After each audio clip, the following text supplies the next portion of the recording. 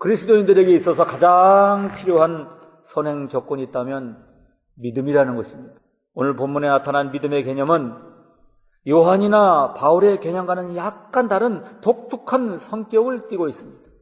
히브리서의 본문은 믿음은 성도들에게 있어서 보이지 않는 하나님의 세계를 현실화시키는 실천적 면을 강조하고 있습니다. 믿음의 선진들은 현실적인 상황을 초월하며 미래를 바라보았으며 하나님의 약속만을 의지하였습니다. 믿음의 특징은 이 세상에서 외부적인 축복이 주어지든 간에 고난이 주어지든 간에 궁극적인 하나님의 약속을 부어잡는 것입니다. 훈련이 잘 된 아주 영리한 개는요, 모르는 사람들이 던져주는 고기 덩어리를 주인이 허락 없이는 먹지를 않습니다. 영리한 개는 먹고 싶다고 아무것이나 집어먹지 않고 먹기를 거부하는데, 하물며 하나님이 지은 사람이, 더욱이 영으로 살아야 하는 크리스찬들이 육신의 소욕대로 절제나 거부하는 것이 없이 살아서야 되겠습니까? 사람은 그 본성이 악하기 때문에 본성대로 살면 반드시 망하고 실패한다고 오늘 성경은 말씀하고 있습니다. 로마서 8장 13절에 너희가 육신대로 살면 반드시 죽을 것이로되 영으로서 몸의 행실을 죽이면 산다고 말씀하고 계십니다. 사람의 변화되지 못한 욕구에 대하여 거절하지 못하면 이는 마치 병들어서 질병이 깊어가고 있는데 병을 키우는 음식을 계속 주는 것과 같은 것입니다. 성경은 계속해서 타락한 인간의 본성에서 나오는 요구에 대해서 단호하고도 분명한 거절을 해야 한다는 사실을 말씀하고 계십니다. 사람이 설교를 들을 때 두 가지 거부감이 있다는 연구가 있습니다.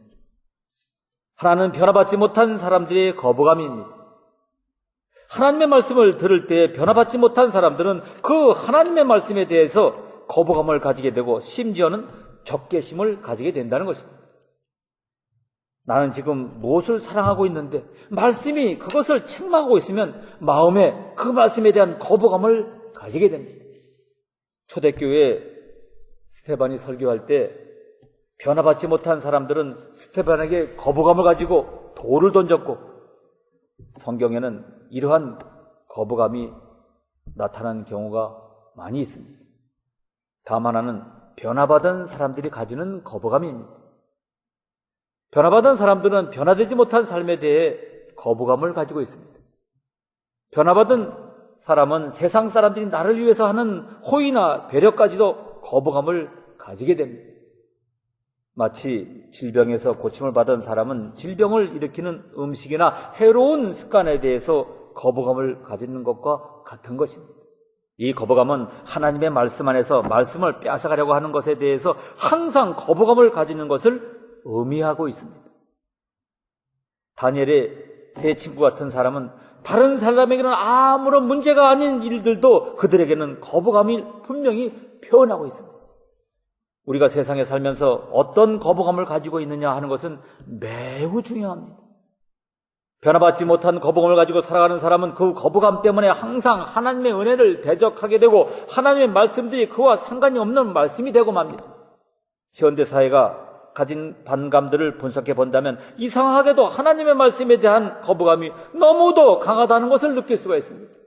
성도는 이러한 거부감을 치유해야 주님의 백성으로 살아갈 수가 있는 것입니다. 이와 반대로 성도는 변화받은 거부감을 가져야 합니다. 주님이 세상에 오여 주신 그러한 거부감을 가져야 한다는 것입니다. 믿음의 사람들이 가졌던 그 거부감을 가져야 합니다. 요셉이 가졌던 그 거부감, 모세가 가졌던 그 거부감을 가져야 한다는 것입니다. 변화받은 사람은 변화받지 못할 때 친숙했던 삶에 대한 거부감이 있습니다. 거부감에 대한 변화야말로 가장 구체적인 변화라고 볼 수 있습니다. 믿음의 사람들을 정의할 때에 무가치한 일에 대해서 거절하는 용기를 가진 사람이라고 했습니다. 그러므로 첫째, 물질의 유혹을 거절하는 믿음이 있어야 합니다. 모세는 애굽의 모든 보화보다 그리스도를 위하여 받는 능욕을 더 큰 재물로 여겼다고 했습니다. 사람이 살아가면서 하나님의 보호를 얻기 위해서는 반드시 물질의 유혹을 거절하는 경험이 필요합니다. 이것 때문에 내가 하나님의 나라를 잃어버리고 살았구나 하는 깨달음이 우리에게 있어야 한다는 것입니다. 물질의 유혹을 거절하게 되면 그에게 새로운 세계가 보여집니다. 바로 하나님의 나라요, 하나님의 상주심입니다. 성도는 물질의 욕심을 거절하는 경험을 통해서 하나님의 나라의 모습을 보는 경우가 많습니다. 삭개오가 그러한 사람입니다. 그는 물질의 욕심에 끌려 다녔던 인생입니다. 모든 것을 돈이라는 기준으로 본 사람이었습니다. 그러한 그가 예수님을 만난 이후에 물질에 대한 욕심을 내려놓습니다. 욕심을 내려놓는 순간 그의 눈에는 하나님의 나라가 보이기 시작했습니다. 하나님의 자녀의 삶을 찾을 수가 있었던 것입니다. 물질에 대한 유혹을 거절하지 못하면 결코 그리스도를 볼 수 없다는 사실을 가룟 유다를 통해서 보여주고 있습니다. 오늘도 많은 사람들이 물질에 대한 욕심, 즉 애굽의 보화에 집착하기 때문에 하나님의 나라를 보지 못하고 하나님의 상주심에 대한 믿음을 가질 수가 없는 것입니다.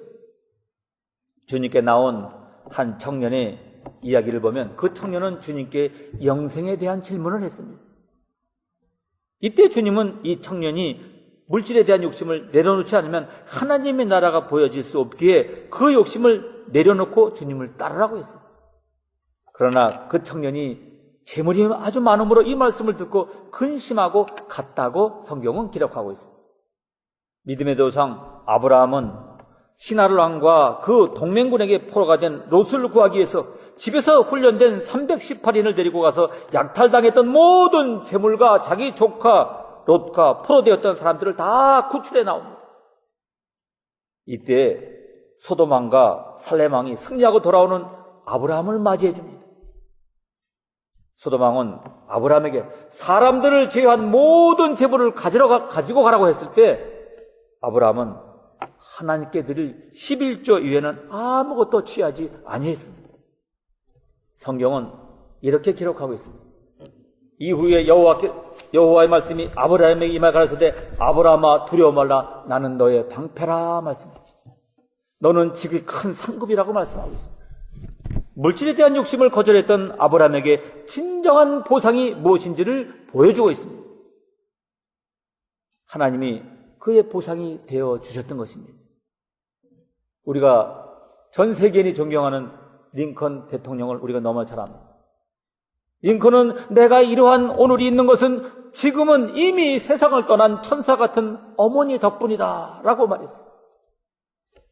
링컨의 마음속에 남았던 것은 어린 시절 통나무집에서 어머니가 가르쳐준 10계명의 교훈이었습니다. 그 후 그에게 어떻게 뇌물을 거절할 수 있는가라는 물음에 그는 어머니가 가르쳐준 출애굽기 20장이 늘 귀에 쟁쟁했기 때문이라고 말했습니다. 영국의 문학자 벤슨이 지적한 대로 링컨은 금전에도 깨끗하여 가난한 자의 변호사였습니다. 두 번째로 우리는 이성의 유혹을 거절하는 믿음이 필요합니다. 요셉은 보디발의 가정에 팔려서 그곳에서 청년 시절을 보냈습니다. 그를 유혹하는 사람들이 있었는데 그 사람이 바로 여주인인 보디발의 아내였어요.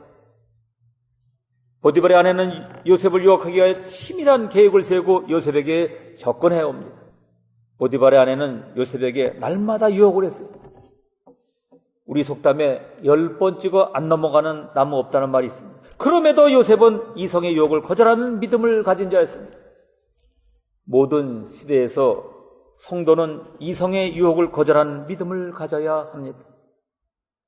너무도 많은 유혹의 통로들이 있습니다.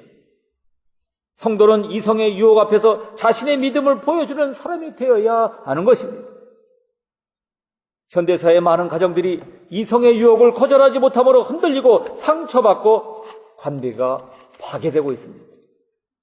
이성의 유혹이 갖는 가장 무서운 무기는 바로 은밀한 데 있습니다. 요셉에게 아무도 모른다고 했습니다. 그러나 하나님을 알고 계셨다는 것이 요셉의 신앙의 고백입니다. 쾌락의 유혹은 참으로 무서운 파괴력을 가지고 있습니다. 세 번째로 명예의 유혹을 거절하는 믿음이 필요합니다. 사사기에 나무들의 이야기가 나옵니다. 나무들이 나무의 임금을 삼기 위해서 감람나무, 포도나무, 무화과 나무를 찾아갔어요. 우리들이 임금이 되리라는 것입니다. 그때 나무들은 한결같이 그 제의를 거절합니다. 남들을 지배하려는 유혹을 극복한 것입니다. 사람에게는 남보다 우위에 서고 싶은 욕심이 있어요. 사람이 자신의 명예를 거절할 수 있어야 하나님의 쓰심에 합당한 사람이 됩니다.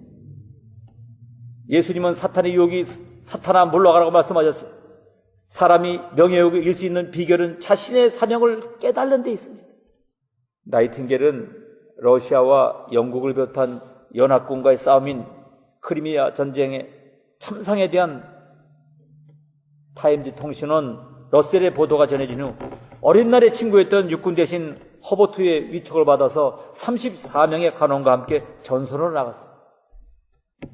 이곳저곳의 병원을 천사처럼 돌아다니고 그로 인해 그녀의 이름은 모든 사람들의 가슴에 새겨지게 됐어요.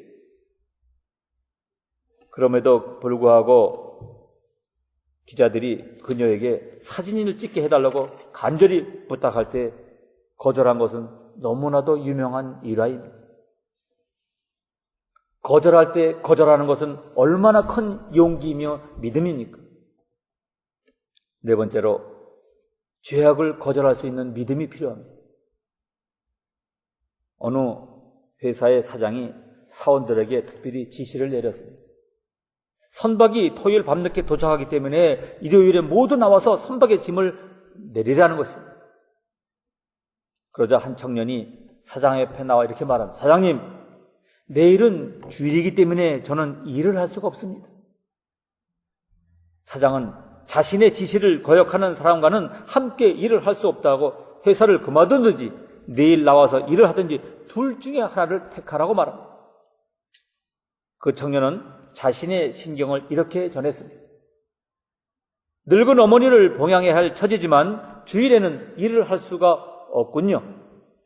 그 뒤에 청년은 3주 동안 여기저기를 돌아다니면서 일자리를 구했지만 일자리를 얻지 못했습니다. 어느 날 시중의 모은행 간부가 운송회사의 사장에게 쓸만한 사람이 있으면 소개해달라는 부탁을 받았습니다.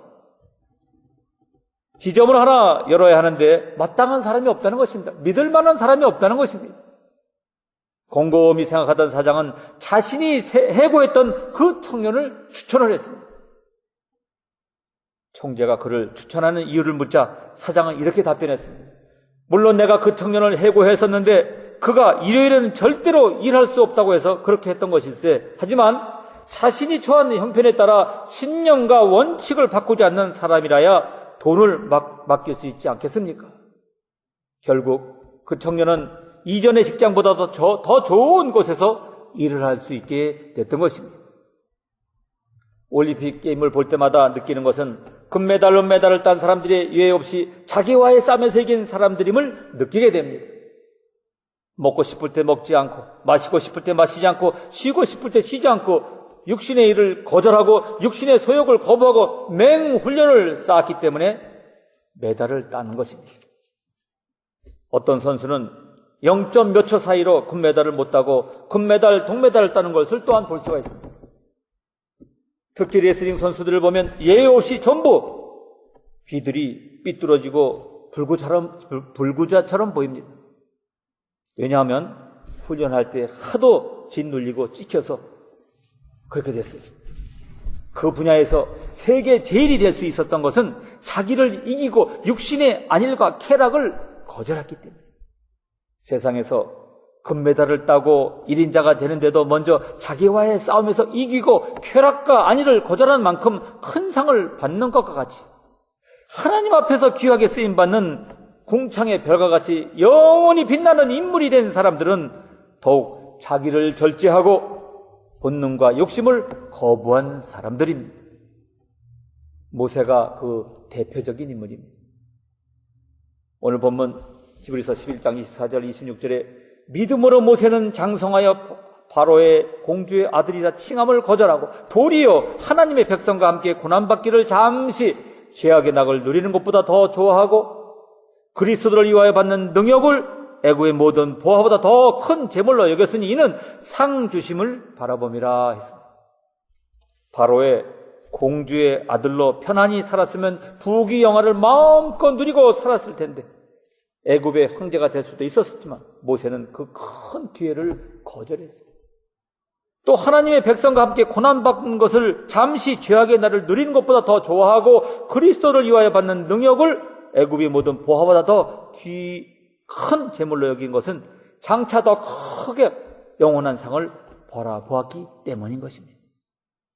잠시 죄악의 낙을 누리는 것을 거절하고 잠시 있는 나그네 세상에서 부귀 영화를 누리는 것을 거절했기 때문에 영원히 빛나는 인물이 되고 천국에서 영원한 상급과 멸류관을 받은 것입니다. 모세가 부름을 받았을 때 자기는 말도 못하고 도저히 감당할 수 없다고 망설일 때 하나님이 짚고 다니던 지팡이를 던지라고 했더니 그것이 뱀이 되었어요. 지팡이는 우리의 몸을 의지하는 것이고 허리 아프고 다리가 아플 때 의지하고 도움을 받는 물건입니다. 그러므로 사명을 받은 하나님의 종들은 세상의 사람이나 권력을 하나님보다 더 의지하면 그것이 뱀과 같이 마귀로 변할 수 있다는 것을 암시해 주는 것이고 또 손으로 그 뱀을 꼬리를 잡으니 다시 지팡이가 되었다는 것은 마귀 같은 원수라도 바로만 잡으면 지팡이같이 우리를 돕는 자가 될 수 있다는 것을 가르쳐주고 있습니다. 사람이나 권력이나 물질을 하나님보다 의지했다가 그것이 마귀로 보냐 여러 해 동안 고통당한 경험이 있지 않습니까? 또 한편 거짓말로도 거금을 헌금하겠다고 한 것 때문에 큰 예배당을 지을 용기를 가지게 되었다는 점에서는 뱀과 같은 마귀도 결국 하나님 일을 하는데 일조가 되었다는 말도 있어요.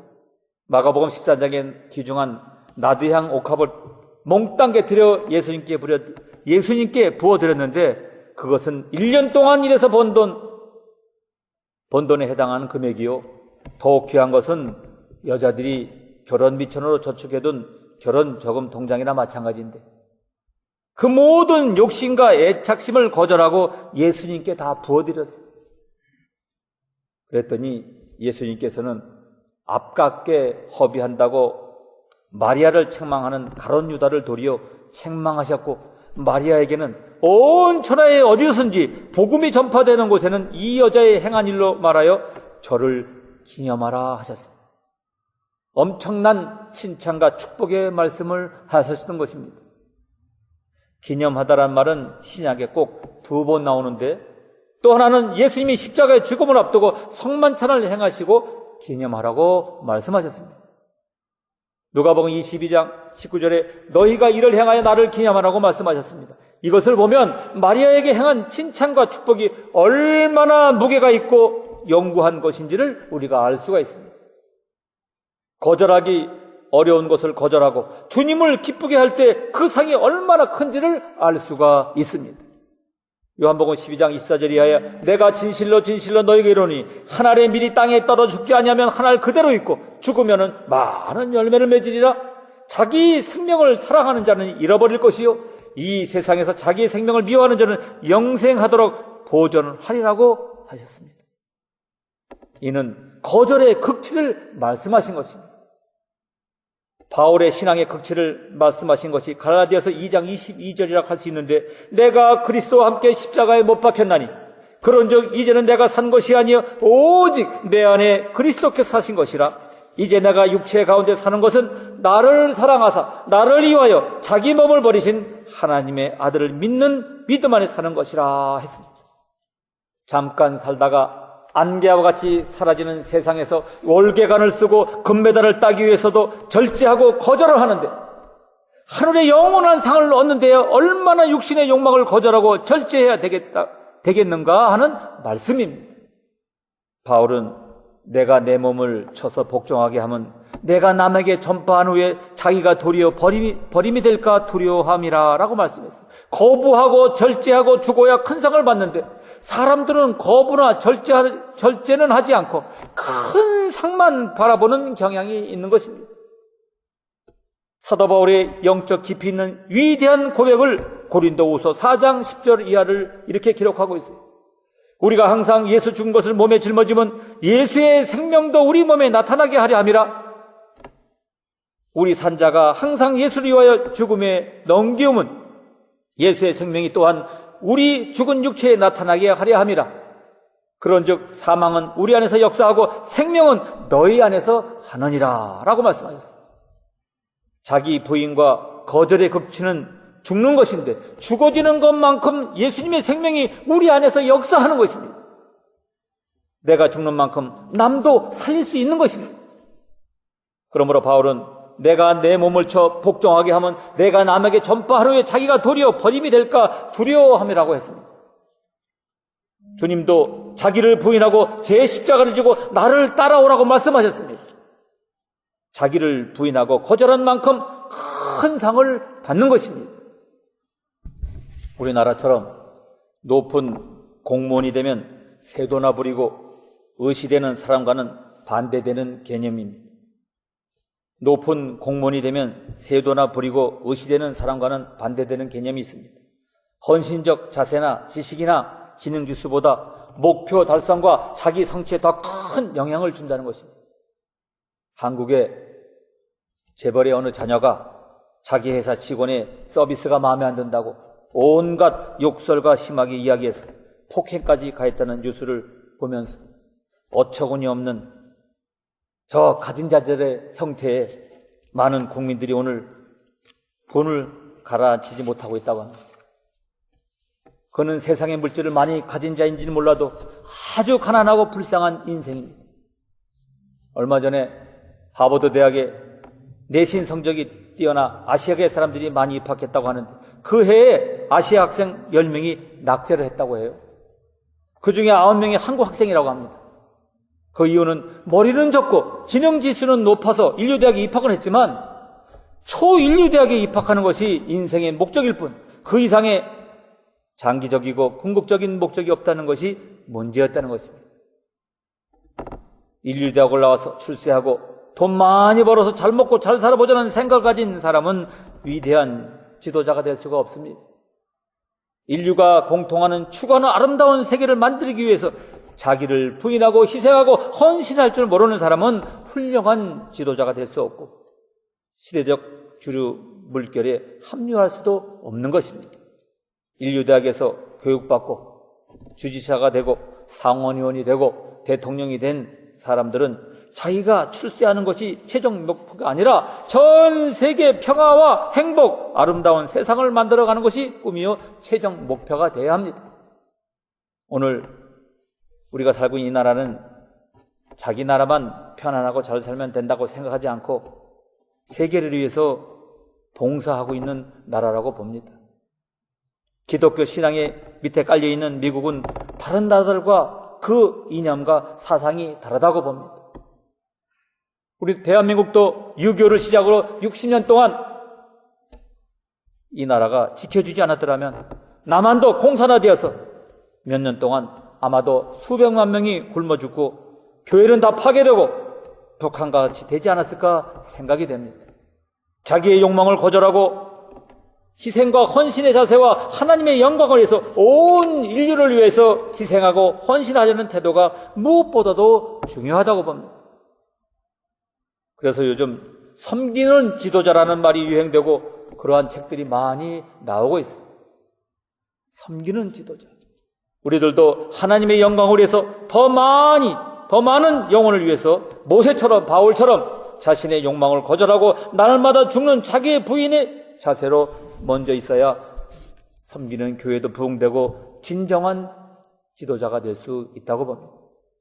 예수님 자신도 창조주이시며 메시아임에도 불구하고 마가복음 10장 45절에 인자가 온 것은 섬김을 받으려 함이라 도리어 섬기려 하고 자기 목숨을 많은 사람들의 대속물을 주려 한다고 기록하고 있습니다.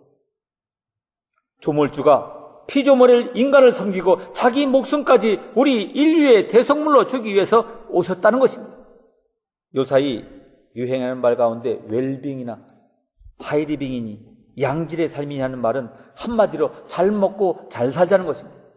어찌 보면 좋은 말 같으나 여기에는 하나님의 영광이나 국가를 위해 헌신하고 희생하자는 이념이 결여되어 있고 육신의 안일이나 쾌락주의의 삶이 인생의 목표가 되는 느낌을 줍니다. 심지어 하나님께 예배드리는 것도 놀기 위해서 즐기기 위해서 하는 것으로 해석하는 목사, 신학자들도 있어요. 순교자들처럼 내세 천국을 위해서 신앙을 고수하기 위해서 헌재의 삶을 포기하고 생명도 버리는 포기와 거절의 신앙은 점점 찾아볼 수가 없는 것입니다. 진리는 영원히 변치 않습니다. 예수님은 창조주시요 메시아로 오셨음에도 불구하고 인자에 온 것은 섬김을 받으려 함이라 도리어 섬기려 하고 자기의 목숨을 많은 사람의 대속물로 주려 한다고 말씀하셨습니다.